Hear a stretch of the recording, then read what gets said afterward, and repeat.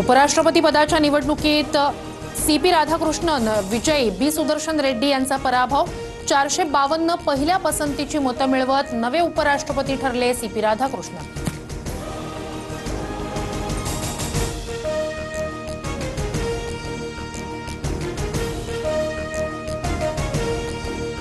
India आघाडीची 15 मतं फुटल्याची शक्यता। उमेदवार बी सुदर्शन रेड्डी यांना 300 खासदारांकडून मतदान। काँग्रेसनं इंडिया आघाडीच्या 315 खासदारांच्या मतदानाचा केला होता दावा।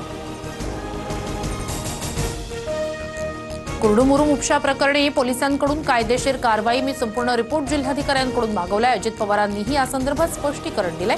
आयपीएस अंजना कृष्णा यांच्या सोबतच्या वादावरून मुख्यमंत्री फडणवीसांची पहिली प्रतिक्रिया। जीआर मागे घ्या किंवा बदल करा। आरक्षणाच्या जीआर मधील मराठा शब्दावर आक्षेप।